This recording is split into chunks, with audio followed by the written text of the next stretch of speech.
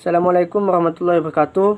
Perkenalkan, nama saya Sufyan, NIM E 2019-2227, Fakultas Ekonomi dan Bisnis Islam, Prodi Ekonomi Syariah 5. Saya di sini dari kelompok 6 akan membahas tentang mata kuliah Ekonomi Pembangunan yang berjudul Tahap-tahap Pembangunan.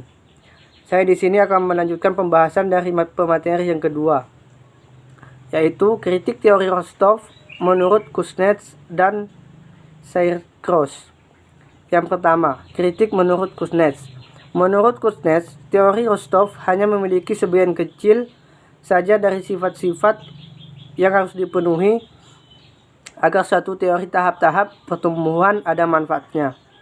Adapun sifatnya yaitu yang pertama, setiap tahun atau setiap tahap harus mempunyai ciri yang secara empiris dan diselidiki kebenarannya.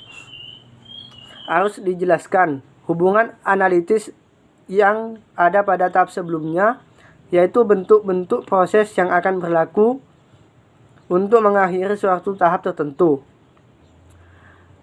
Yang keempat, hubungan analisis dengan tahap selanjutnya juga harus dijelaskan.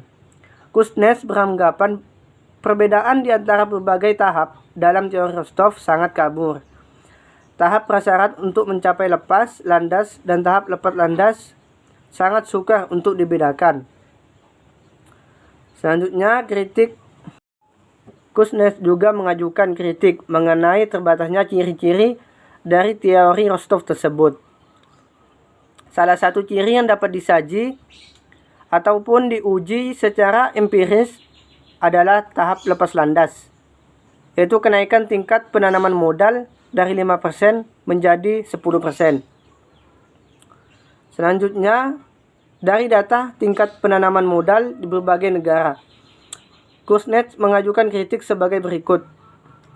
Tingkat penanaman modal pada permulaan tahap lepas landas di beberapa negara yang dinyatakan oleh Rostov adalah lebih tinggi daripada yang disinyalir Rostov dalam teorinya, yaitu 5%.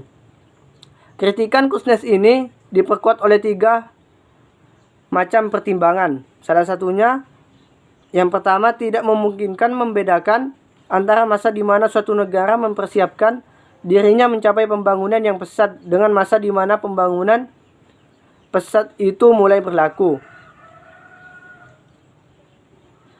Yang kedua, kritik menurut Saarkroos.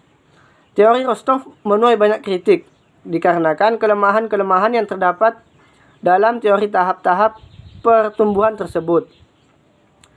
Kritik terhadap hal tersebut muncul dari Saarkroos, di mana terdapat perbedaan antara negara maju dan negara berkembang. Dalam hal, negara berkembang merupakan late corners dalam memulai dan menciptakan pembangunan ekonomi.